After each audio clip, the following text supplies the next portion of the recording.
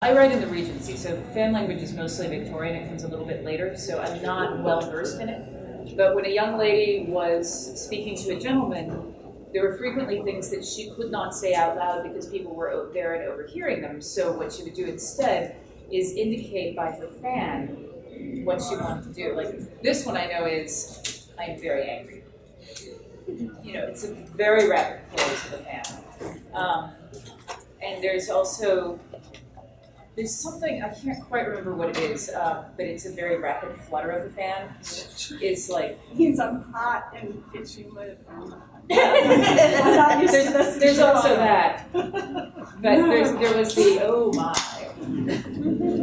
But I don't remember them well because I used, in Shades of Milk and Honey, I had a scene in which the young lady indicated her displeasure by, with her fan, and that's all I said because I was not certain what the language was in the Regency because all of the published things about fan languages from the Victorian period. The interesting thing, language-wise, is that I had, at one point I had written, she flicked her fan open, but in 1815, which is when my second book is set, flicked was only a word that you would use to refer to like ears moving on animals and things like that. The correct word for opening a fan quickly was flirted. Oh. And I was like, sold! She flirted her fan open. Yes, she did. Well, I think we're ready to get started. I think we did. Sorry about that. So this is Mary Robinette Kowal. And fabulous children's book reader. But both short story and Regency novel writer, puppeteer, and ebook reader, and all sorts of award winner. Things. Award winner. I have a rocket ship. Big award winner. Yeah. Sorry, I'm still kind of tickled about that. No, it's fabulous. I put it on my Christmas tree this year. I'm not kidding. It makes a great tree topper. Although you need some structural reinforcement because it's heavy. Mary, will you tell us a little bit about the award and what it was? Yes. It was, so there, I've won two. I won the Campbell Award for Best New Writer, which comes with a tiara. That also makes a great tree topper, by the way. That also makes a great tree topper. Yes. We had a friend who was a Miss Rhode Island. Oh. That's what she uses for her tree topper. Nice, yeah. But the Campbell, basically the way the Campbell works is that once you've made your first pro sale, the Campbell clock starts ticking and you have 2 years of eligibility. And the members of the, basically people who are voting on the Hugos vote on which writer gets this award. And I won in my second year of eligibility. Brandon did not win. Which he's actually surprisingly bitter about. Good to know. But I look better in a tiara than he would have, so. Yeah, agreed. So there you go. But you do have to give the tiara back after your term on which is okay, And then last year I won the Hugo for Best Short Story. And that's pretty darn cool. For which one? It was for Want of a Nail, which was AIs in space and dementia. That was particularly fun because I was also at that convention performing a puppet play, Whatnot, and so my longtime performance partners were there with me, and they were sitting on either side of me. And I told them, we get to go, I get to wear a pretty dress, you guys get to wear tuxedos. They looked fabulous. And then they called my name, and there's this moment where you think, but they just mispronounced. With the Campbell, it was like, oh shoot. But they just mispronounced Scott Lynch's name badly. And so there is this moment of, that is not my name. Oh, that is my name. And then then just giddy, hysterical laughter between there and the stage. And then I tried to get it together. So, and the award is a rocket ship. And then the cool thing about the Hugos is that every year they have a different base. So the base design last year was a French artist did 5 layers of fused glass, each of which was hand-painted. Like each layer was hand-painted, and then it had flakes of silver in it. So it's just this gorgeous, luminous thing. She wanted to kind of be reminiscent of an ice planet. So it's very cool. But it disassembles with a hex key. Comes off the base really easily, just right on top of the tree. A friend of mine saw that, or a blog commenter, I should say, saw that and says, I don't know if this really represents the season, and I feel like the Hugo should be kept someplace, where you can pull it out and look at it when it is appropriate. And I'm like, it's totally appropriate right now. I look at it all the time. It's a Hugo. Representing the joy of the season. Oh my God! And I'm nominated again this year with Brandon. Writing Excuses was nominated for Best Related Work. So I'm very excited about that. And then I'm up for Novella. So Why don't we talk a little bit about Writing Excuses? Yes. And how you got on there. And it's a wonderful one. So Writing Excuses, does anyone not know what Writing Excuses is? Okay, I'm seeing some wide eyes, so I'll go ahead and... So Writing Excuses is a podcast that is targeted for aspiring writers, and it's hosted by Brandon Sanderson, Dan Wells, Howard Taylor, and now me. They added me in the 6th season. And the tagline is 15 minutes long because you're in a hurry and we're not that smart. But it's basically like a mini panel. So we sit down and we pick one aspect of craft to talk about, and we have what we call crunchy episodes and soft episodes. And the crunchy episodes are things like where we'll say, okay, we're going to talk about the hero's journey, and we really get into technique on those. And the soft episodes are episodes where we talk about, we do a world building exercise where we'll say, okay, let's brainstorm together a world in which a comet passes every 200 years and it affects something, much like Hearn. But what those serve is to show aspiring writers how professional writers go through that process, and the fact that we are all coming up with different ideas.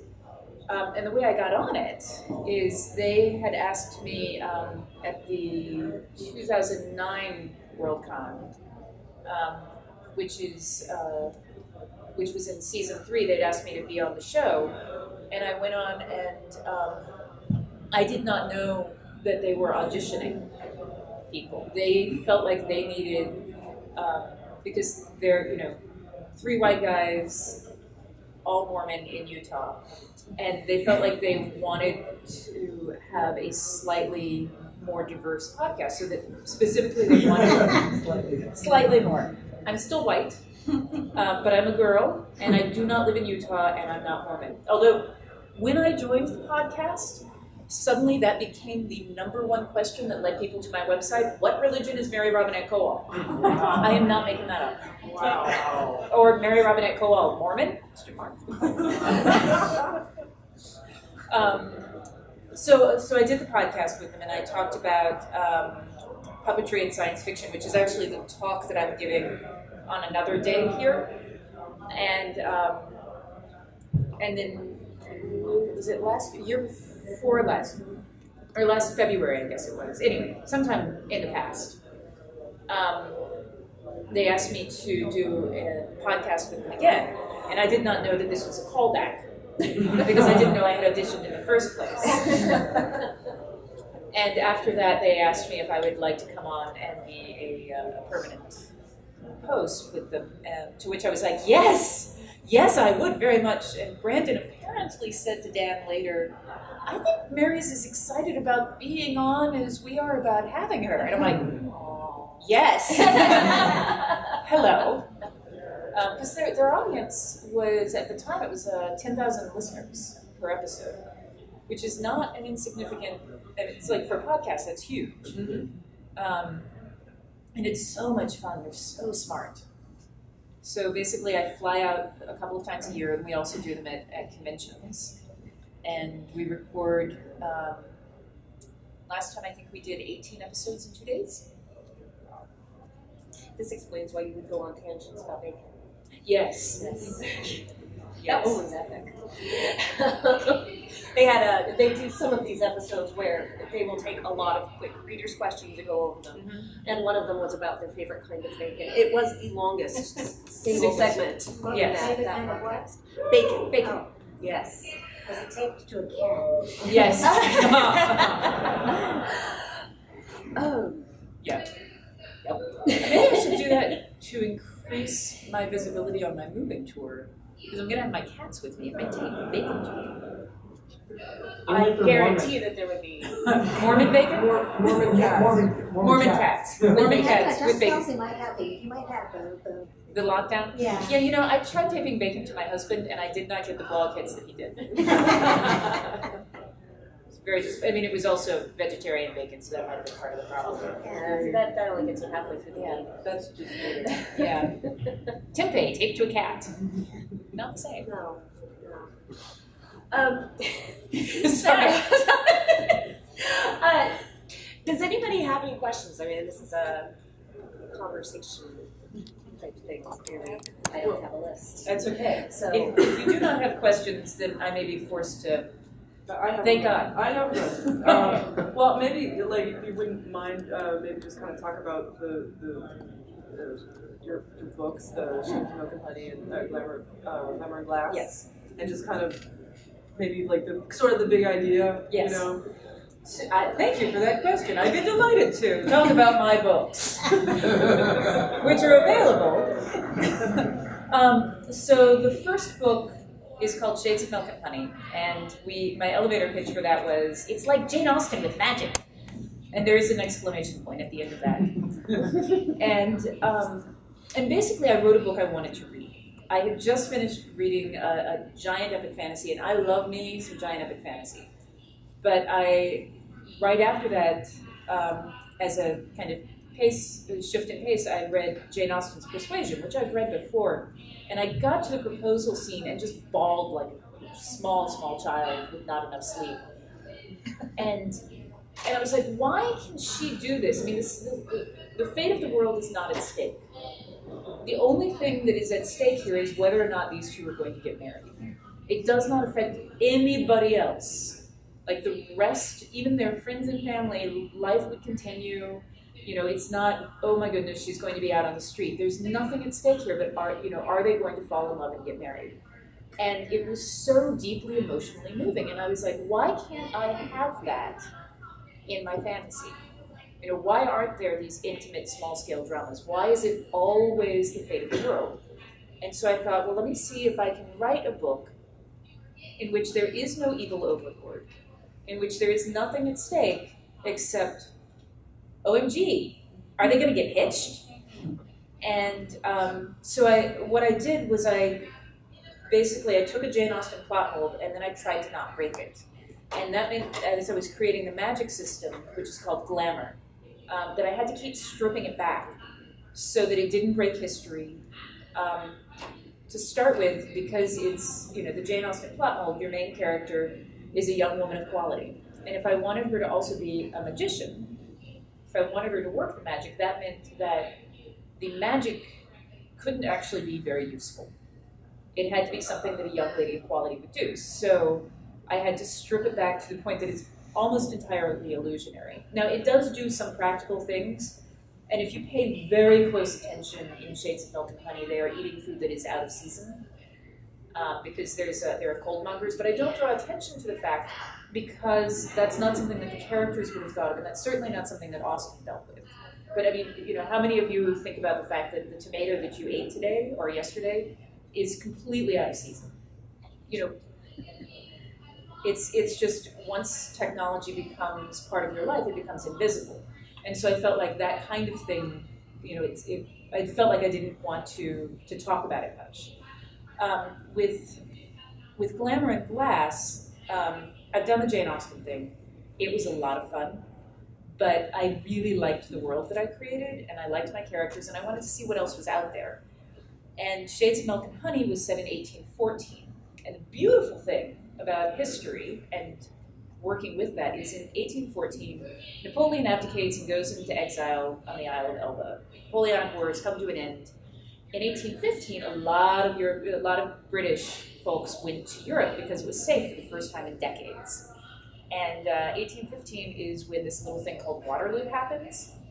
So that's when Napoleon comes out of exile. And so it's 7 days leading up to Waterloo. So you get to see a school for glamour.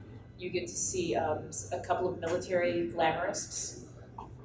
Because I figure, thank you. It's really fun. It's fun. It's fun. Excellent. And your afterword was fabulous. Oh, thank you. Yeah, I am, I'm a big giant geek. And one of the things that I did with Glamour and Glass, which I do not think is a requirement, but in Shades of Milk and Honey, I'd gotten some of the language wrong, and it bothered me. I had Mr. Ellsworth say, "I shall check on the strawberries then." And check at the time only means stop. And in fact, 2 days after the novel came out, someone called me to tell me that, which I appreciated their attention to detail.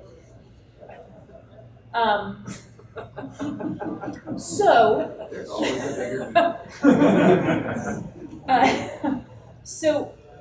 But the problem is that there's no way to really, sitting down and looking up every single word would have been madness.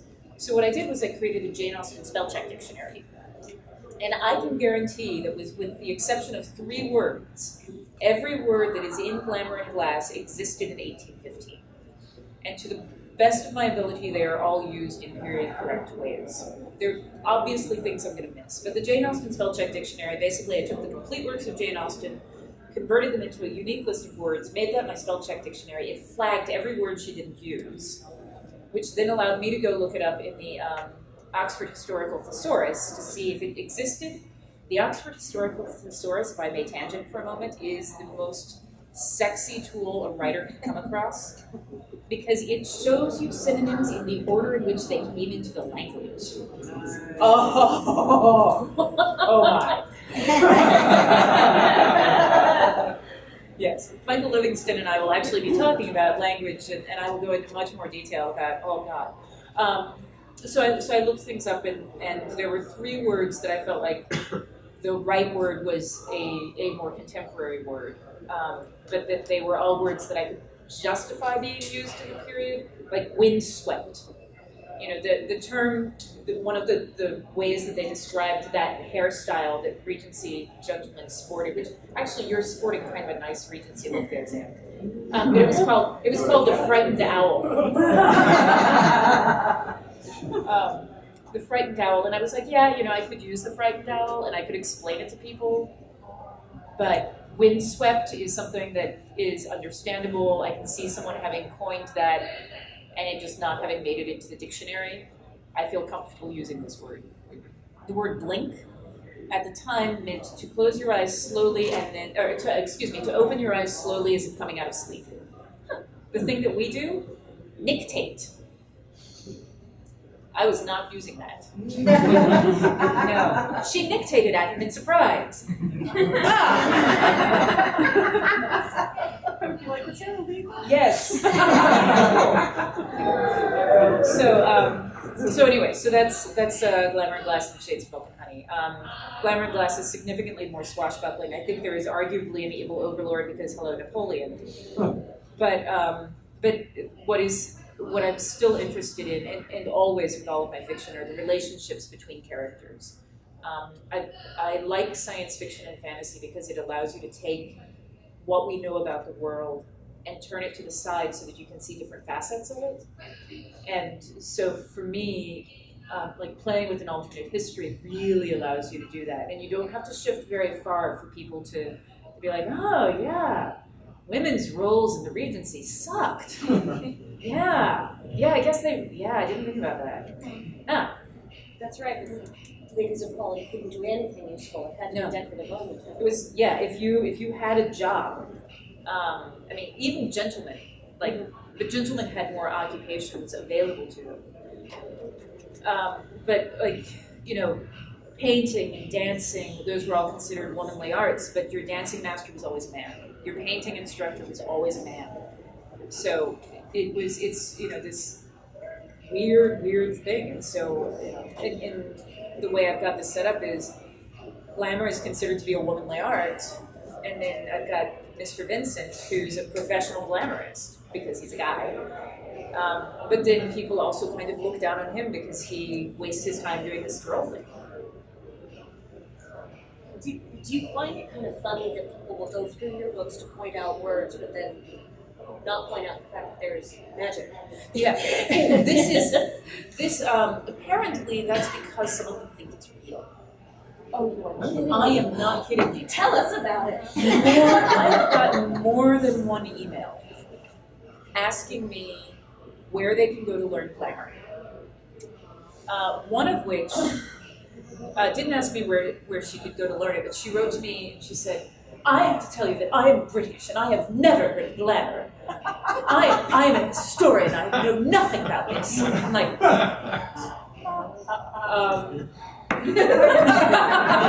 Fancy, don't you get? yeah, but like, I don't know, and the only thing I can figure is that they checked it out of the library, it was just on the new fiction shelf, and they thought that they were getting historical and were, confused, obviously. But yeah, I had one woman write to me and say,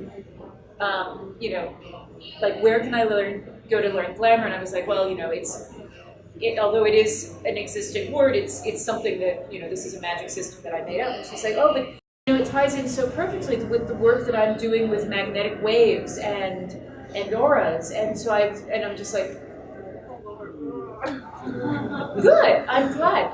Let me know if your research turns anything up. That's what's known as an opportunity. Yes. And this is where I was going to say, next time they ask you, say, oh, I can teach you. Just send me 3 checks of so much money each. I just, I'll send you my kit. Yeah, the whole fraud thing. I just, not wanting to go to jail. It worked for L. Ron Hubbard.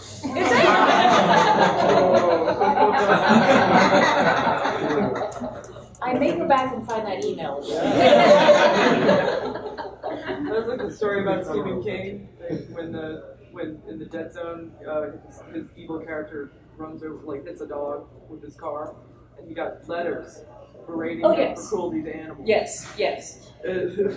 Yeah, basically Nothing else he does is he writes his work. Right, it wasn't, any of the other. Oh yeah. No, it is a well-known phenomenon that if you are having trouble making one of your characters evil enough, you can have them rape women on stage and then kill them on a fire.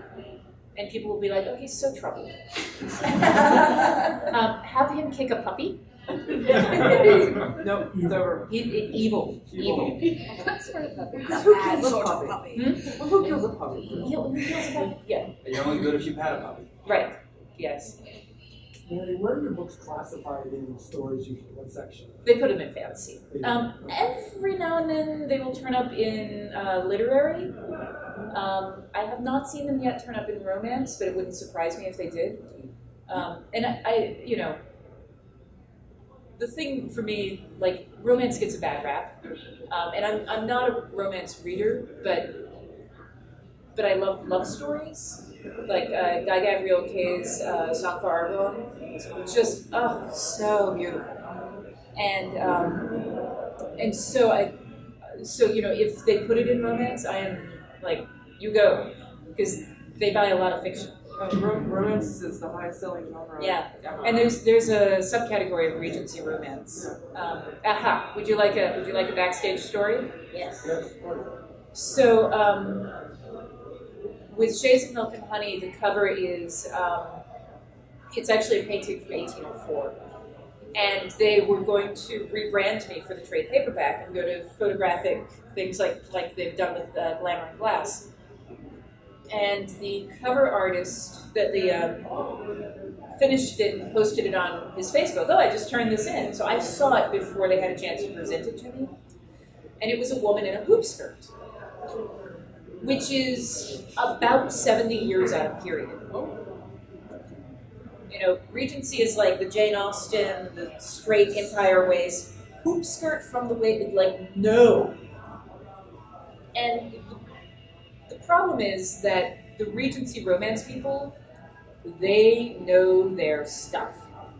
Like, it was a cover designed to make my target audience angry at me. So I sent my agent an email that was very calmly worded.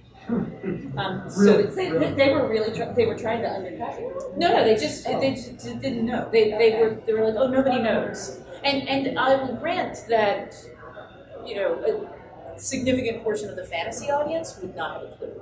But if they were, but you know, since it's a book that we are pitching as Jane Austen with magic, and it had a quote on the cover from the Jane Austen Center in Bath that said, and I love this quote, Shades of Milk and Honey could be Jane Austen canon with the exception of magic, and then you put a hoop skirt on it.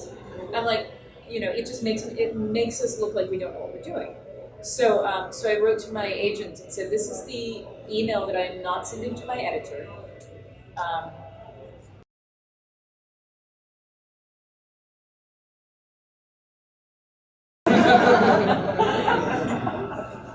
Which I thought was very calm. There were no exclamation points. And only one was in all capitals.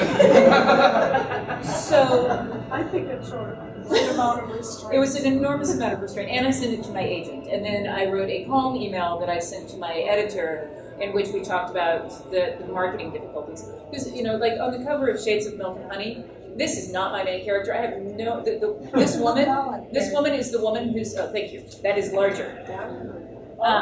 Yeah, because she's a distinct looking woman. Yeah, she is beautiful, and this woman in my book, this is the woman who will sell my book. That is her job, and I love her for that. But I have no idea what character she is. Oh, wow. I have no idea, and don't care. Frankly, do not care. But she's not in a hoop skirt, right? She's not in a hoop skirt. Those are actual, like in the large one, those are actual kid gloves. Makes me so happy. Such a costume. You know, the fact that her hair is not quite period correct, that she has shaped eyebrows, who cares? I do not care about this. You know, yes, her dress is probably from 18, I'm going to guess 8. And I'm writing in 1814. Fuck it. You know? She's going to sell my book and she's not going to make anybody angry. Hoop skirt totally pissed people off. Yeah. So, Who's your cover? do you guys, shit, I can't remember. But it's a photograph. Oh, it's Actually, a photograph. do you guys want me to read a little? Oh, that would be wonderful. Since I'm here. Yes. And you're here and trapped. Oh, yes. And read us the first line. Yes. And you should explain about that first Yes. line. Sorry, and I forgot I brought other prizes too. So, for reasons we really don't completely understand, the book was printed without the first sentence. If you have the trade paperback of Shades of Milk and Honey, it is in the sample chapter. It's in the electronic sample chapter. It was in the ARC. It's in the actual ebook edition. Well, they read. It was not. Oh, They reissued it? They uploaded the file because yes, I did not have to send that email. Actually, was just there are some corrections that were left out of Glamour and Glass. You know, the quote from Jane Austen is supposed to be on the back of the page. The first line of the novel was omitted. Please insert. And my editor, bless her heart, wrote back to me, and her email said, I love you. So the actual line should be, and I have temporary tattoos if anyone would like one. The actual line should be, there are few things in this world that can simultaneously delight and dismay in the same manner as a formal dinner party. I will handwrite this into anybody's book, give you temporary tattoos, you can order the t-shirt. So I'm going to read you a little bit from chapter 2, because all of the words are there. It's actually not that bad. The only thing that they left out, the first line is a very visible mistake. There's two lines that they left out of page 70, which are actually more of a problem because it introduces the word la diligence, which is a carriage, and it introduces it and explains that it's France's national system of carriages, which I then proceed to use for the rest of the book, and that definition is not in the book. Not that I'm bitter. It's not in the glossary. It's not in the glossary either, because I looked for it in the glossary. No, it's not in the glossary because it was in the book. Yeah. My happy face. Anyway, so this is a little bit from chapter 2. What time is it? We are just past half hour, so 3 o'clock. So basically what you need to know are that Jane and Vincent have been invited to do a mural. They've created a massive mural out of glamour for the Prince Regent. He's having a small dinner party, which means 18 people. Small. To honor them. And I think that's all you need to know. Oh, sorry, one other thing. Lord Lumley, it should actually be Sir Lumley, but that's another correction. But it's his actual name was Sir Lumley St. George Skeffington, which is a fantastic name. He's a real character. But his nickname in real life was Skiffy. And I'm just like, I have to use this man. So when you hear Sir Lumley and Skiffy, they're the same person. Jane's perturbation was not due to any unkindness on the part of Sir Lumley. He was everything that is agreeable in a dinner conversationist. Witty without being cruel, well-informed without being showy, and a gracious listener. But this very solicitude was what caused her some discomfort, for what Skiffy was most interested in hearing about was her impending trip to Europe, a trip of which Jane had no knowledge. Indeed, the war had so recently ended that Jane was not yet accustomed to thinking of the continent as a place to which one might go. In her mother's day, a tour abroad was quite the thing, but they had been at war with France since Jane was a child. Concerns of unrest seemed trivial to Skiffy's view of the continent. I am so excited you're going abroad. Travel is so proving to one's character, do you not agree? I find that the most interesting people come from the continent. Of course, one might be biased in that all the interesting people come here and leave only the dull ones there. But it is very much to be hoped that that is not the case. In any event, I have so many friends who've gone to Brussels, some of them on the economical plan, if you take my meaning. Not that financial difficulties would be your reason for going, of course. I am certain that with Brittany's patronage, you can gain entree into all the best houses there. That would be most generous of you. When do you set out? I must know so I can write to my friends and tell them to look for you. Jane looked again to the end of the table where Vincent sat, wishing she knew whence this belief in their going to the continent had sprung. But her husband's attention was occupied by the lady on his left, who was speaking with some animation. We have hardly set our plans. I would hesitate to venture a guess which might cause you to lead your friends astray. Well, then, I shall tell them to look for you whenever you arrive. But indeed, we might not go to Brussels at all. Oh, surely not Paris! That would be heaven. Monsieur le Comte decided the French have quite the head of fashion. Everything is in the best taste there. I am so glad you are going to Paris. Across the table, Lord Chesterford snorted, saving her a reply. All this sallying forth to the continent is in bad taste, if you ask my opinion. We defeated those cursed Frenchies, and it was deuced hard to do it. Begging your pardon, ladies. Why the devil? Pardon? Anyone would go to fawn to their feet in the name of fashion is beyond me. Oh, Forty, really, you must learn to control yourself. The war is over. What more is there to say? Over! His mustache fairly quivered with indignation. My brother left an arm there, and you speak to me of over! Mark me. Those frogs will be no end of trouble. Giving the Corsican ogre leave to continue to rule is a travesty after what we went through. From farther down the table, Lord Fairchild demanded his dinner partner to say, Napoleon is ruling, if you can call it that, the tiniest of islands. I scarcely think he can mount an invasion from there, but his followers might! Mark me, whose cursed Bonapartists will use the youth of the ogre's son as an excuse to place a regent on the throne? The gentlemen conversed across the table in increasingly heated tones until the prince cleared his throat. "This is hardly a topic of conversation suitable for the ladies. I think it is time that we allow them to withdraw." With that, the party broke up, and the ladies retreated to the blue room. The moment they set foot outside the grand ballroom, the men began their conversation anew. Jane could not help but feel sorry to be shooed out because the topic had been of some interest to her. After the overt glamour of the ballroom, the blue room seemed positively stale, though it was appointed in the best manner. The walls were covered in blue damask, which matched the upholstery. Gilt frames bordered the walls with cleverly rendered oysters on the half-shell in each corner. By the very absence of glamour, the Prince Regent displayed his taste and means here as much as in the ballroom, because everything from the elaborate carpet to the massive crystal chandelier was real. Real gold gilded the arms of the chairs. Real candles stood in the sconces instead of fairy lights, so rather than the faint glow of glamoured light, the room truly was bright and airy. The only glamour in the room adorned the ceiling, which had a glamural of sky and clouds drifting in a simple repeating pattern. The clouds circled the chandelier so the crystals would not catch and diffract their glamour folds. The effect seemed one part dance, one part storm, very like life at court itself. The ladies echoed the movements of the clouds, drifting together in small knots.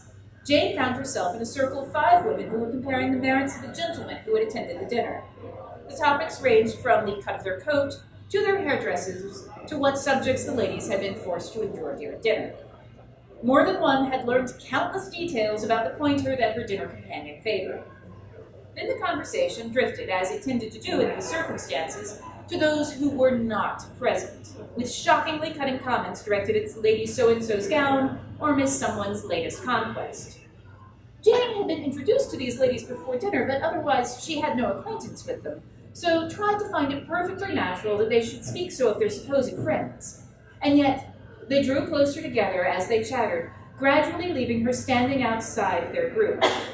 Ill at ease, she wandered to the walls of the drawing room to study the portraits there. After a few moments, Jane sensed that someone had joined her. At her side now stood the inimitable Lady Hertford, who also gazed at the paintings. This celebrated beauty's very presence lent the room an additional elegance. Her claret velvet dress might have been chosen as a deliberate compliment to the blue walls. The line of her neck would have been a welcome subject to any artist. Without breaking her attention to the painting they both looked at, Lady Hertford said, "I think that Prinny still has the same smile on his good days." "Is it His Highness?" "Painted by Ramsay when Prinny was 7. He has told me how he hated sitting still for it, but he was promised he could give the sword if he did. He still has it, you know." "I did not. Have you known His Highness long?" "We have been in the same set since our parents were children, but only became familiar these last few years." Lady Hertford took Jane's arm and steered her down the long gallery of the blue room. With a contemptuous glance over her shoulder, she said, "Please do not let them bother you. They cannot cause any true harm, but most of them are too silly to know how to deal with anything of substance. Faced with a woman who can actually do things, such as herself, they simply do not know what to talk about." "But it is only natural that they should talk of their acquaintances. I shall be gone tomorrow." "Ah, but I sought you out because you will be gone tomorrow. A pleasure that is fleeting must be seized when it is present. I am such an admirer of your work. I wish I could do glamour as you can." "I am certain that you could. It is only a matter of practice as with any of the arts." Lady Hertford laughed, a silver gay laugh that tinkled like bells and put Jane in mind of her sister Melody. "That is lovely of you to say, my dear, but I rather suspect that glamour comes so easily for you that you do not recognize how difficult it is for others." "I do not deny that it is difficult. Only put forth the argument that with perseverance anyone can overcome these difficulties. I can teach you the basic principles of glamour if you like." "That is too kind, but I cannot do glamour."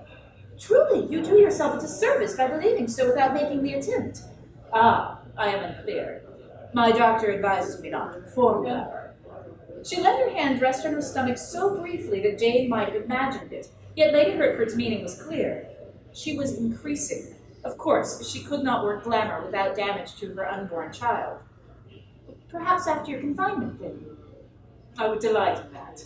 "I congratulate you and your husband." Lady Hertford offered another of her laughs. "I doubt that my husband is even aware. or that he would be pleased if you were. I am. Oh, all right. Jane recalled that Lady Hertford's husband had not been at dinner. Suddenly, half-remembered gossip combined with Lady Hertford's statement that she was a familiar acquaintance of the Prince Regent. I have shocked you. The simplicity of her response made Jane aware of how tight her bearing had become. Forgive my surprise. I have not been much in London, and am used to simpler ways. Do not let it worry you. I am past being offended, and it is a subject of some confusion to me. Why gentlemen are allowed their conquest and yet remain gentlemen, while a lady must bear the burden of that consequence all alone. Jane could not offer an answer.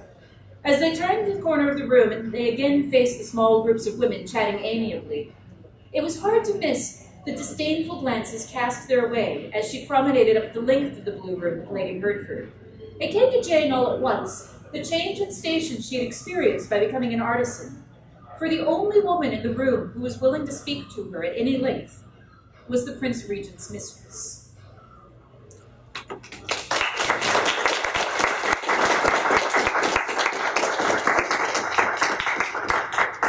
Women's rights, woo! Do you have any questions? Would you like to see? Yes. One thing I was wondering, because I knew that you had, I'm trying to remember the name, One Camille was science fiction, short story, and then Clamoring Glass, Shakespeare.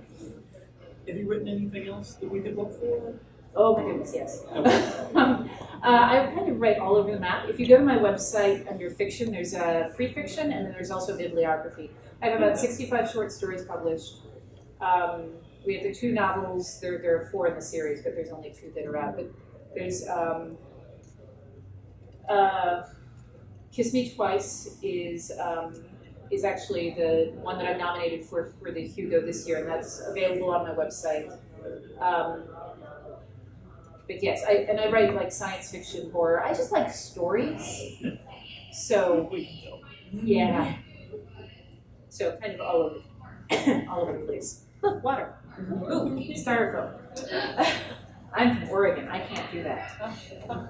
And your different voices were enjoyable. Oh, thank you. So I think we mentioned I'm a professional puppeteer and voice actor. Oh. So the reason that I moved to doing the voice acting is because it's like puppetry without the pain.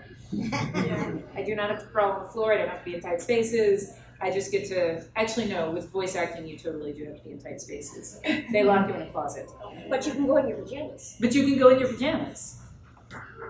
And you're not crawling around. Right. You're in a very comfortable chair. You don't have to hold your arm up like this. No. What future projects do you have in mind? Well, so there's, I just turned in book 3, which is Without a Summer. And that's set in 1816, which was a year in which most of the world did not experience a summer because of a volcano that kicked out so much dust. In fact, in the US, in Washington, D.C., it snowed in July.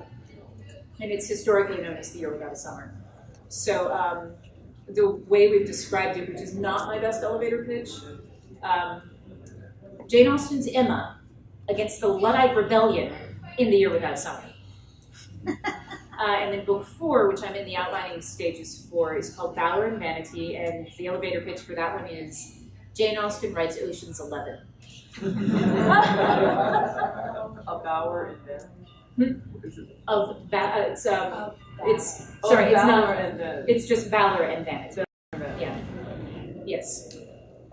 Maybe you've never thought of this before, but you live in Portland, Oregon. Until Tuesday. Until Tuesday. On Tuesday, I moved to Chicago. Oh, okay. My husband is packing the van without me. All right. To what degree does your home, whether it be Portland or wherever you grew up, wherever that is, Chattanooga. To what degree does that influence your writing? There's a lot of dampness in my writing because of Oregon. I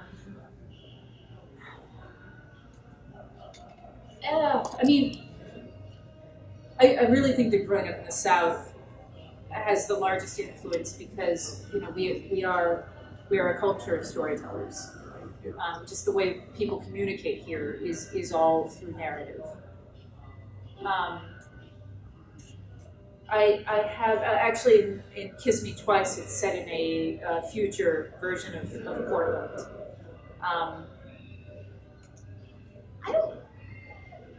I'm certain that being in the Pacific Northwest has an influence on me, but I probably won't know what it is until I no longer live there.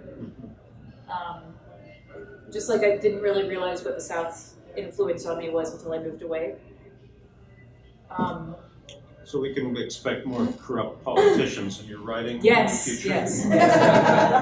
But I do have, one of the other things my agent is shopping right now is another novel with a completely different magic system. And that's set in Nashville.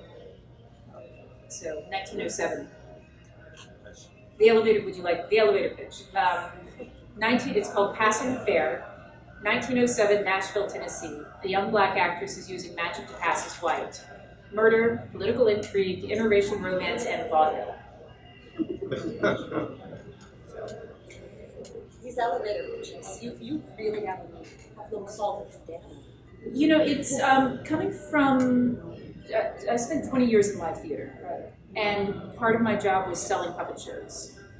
And if you think selling novels is hard, convincing someone that they need to buy a puppet show, like making your living wiggling dollies, it involves everyone, and I will actually be doing this talk a little bit as well with the puppetry and science fiction thing, but everybody thinks they know what science fiction is, and everybody thinks they know what puppetry is. And so I've had to learn over the years how to craft a statement so that people can recognize the familiar in it, but there's enough of interest from other sources that they're like, oh, that sounds good. And it breaks up their expectations a little bit. Like a lot of people who would not read Jane Austen will totally go for Jane Austen with magic.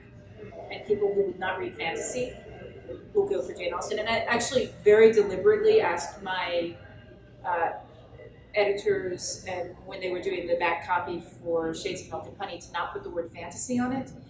Magic, totally fine. But people think that they know what fantasy is. And right now, if it said Jane Austen writes fantasy, then it would be people expecting either Harry Potter or the Lord of the Rings. And those expectations would have fought me. But magic is a much broader term, and I could, even though it's not, outside of the genre, it's a broader term, so it was something I could play with more. I think one of the things I'm on is actually Publishing Idol, where we actually talk about, we will be discussing this very topic. I like how I'm like a preview for the rest of the week. I'm a trailer, that's what I am. Yes. What was the appeal for the novels of writing in a historically accurate setting versus a setting completely of your own creation?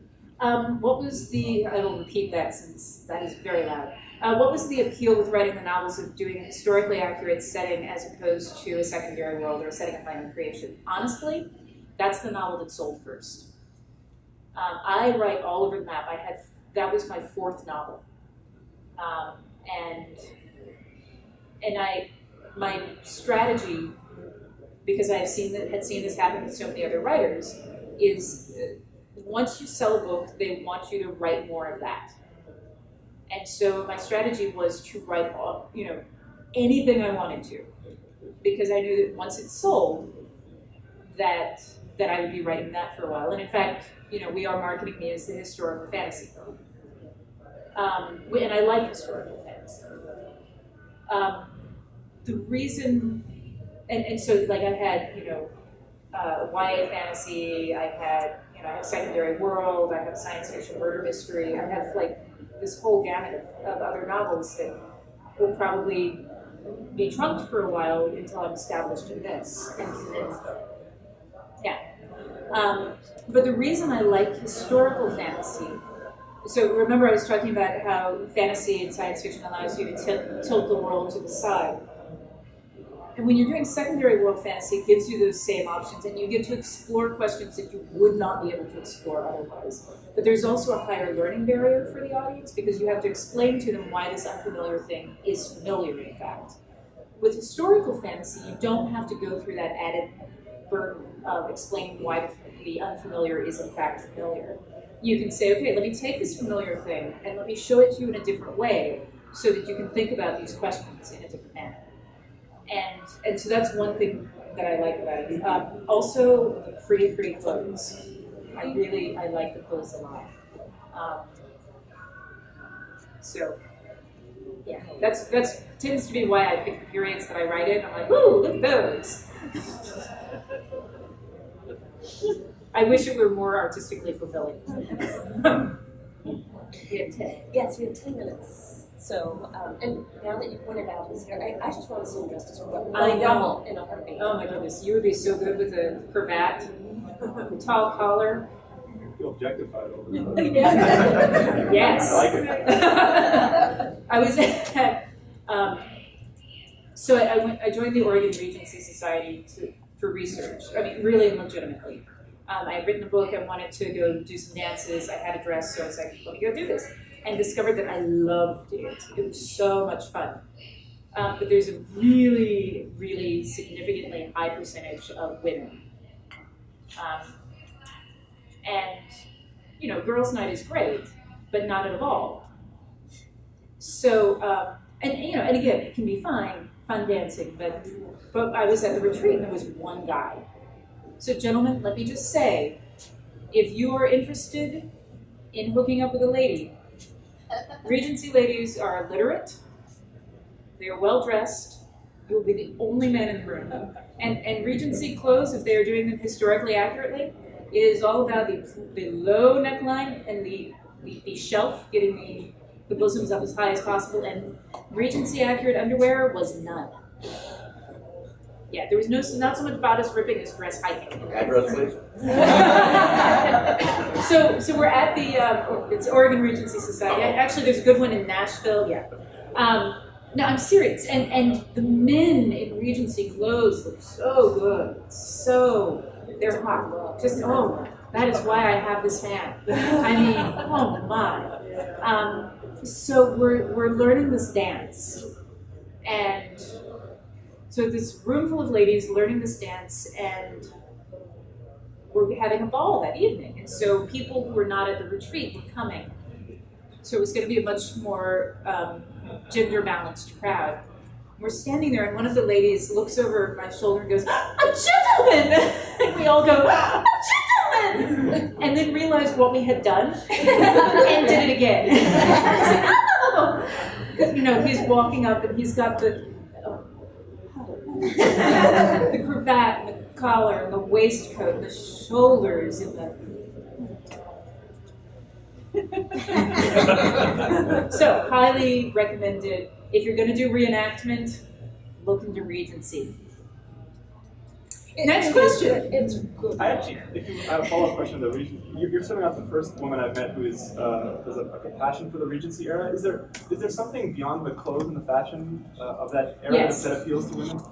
It was, well, partly the clothes are the most comfortable out of any period, any reenactment period, because you're basically wearing 3 nightgowns, and the stays are short. So, I mean, some of it is that, if you're actually dressing. But mostly it's that the Regency was a period of great social change, which is one of the reasons that it works well for fiction. You're coming out of the, you've got the beginning of the industrial era, you're just coming out of the French Revolution. It's the first time that social classes are really fluid, where people can start to move, the rise of the middle class. It was also quite racy. So, one of the things that is appealing about it is that you get a lot of the things that a modern woman wants, which is autonomy, and while there were very constrained rules, they had more freedom in the Regency than they did in a lot of other eras. Like, if anyone has read Sense and Sensibility, there's this scene where Marianne goes on a ride with Wickham, and it's shocking. But it is not shocking because they go for a ride together, which is what it would be before and after. It is shocking because he takes her to his home and is treating her like they're married, but they are not yet engaged. So a young lady could go out without a chaperone. You would go with chaperones too, but you just had a lot more social freedom. And also, frankly, the men's clothing in this period, like before and after, this is the period I think when men's clothing really you've got a little bit of the flash left over from the Louis XIV.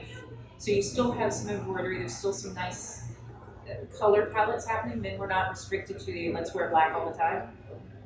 But it's stripped down and formal enough that you can, and the emphasis was on the shape of the man's body. That's what the clothing was designed to enhance.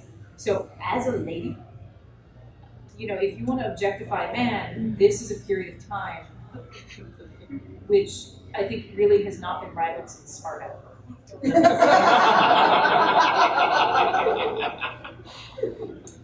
Fair enough. Fair enough. It's going to be online, isn't it? Yes.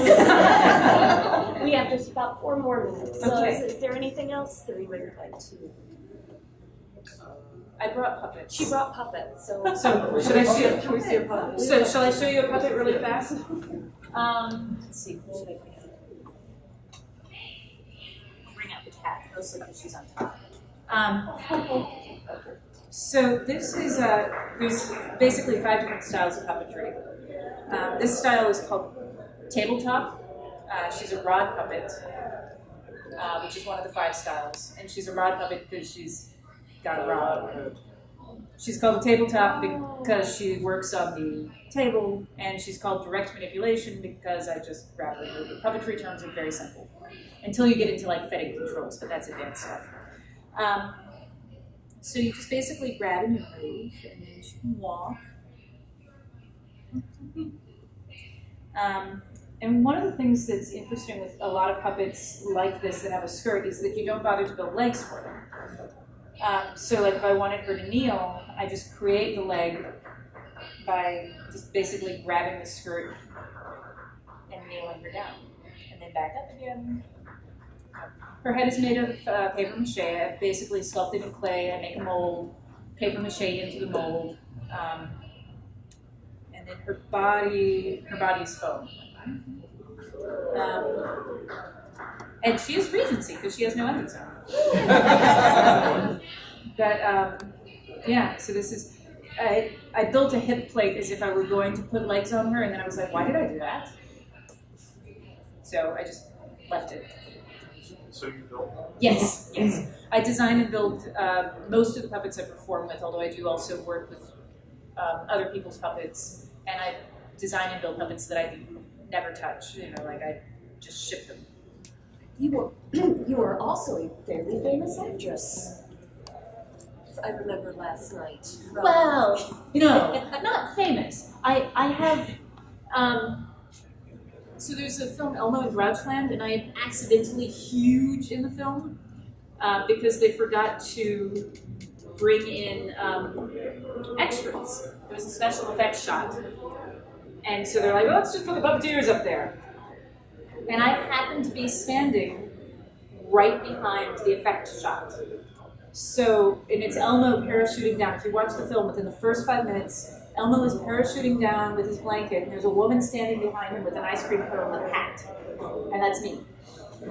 And we went to go see a film because we knew that the trailer was going to show, and we wanted to see the trailer.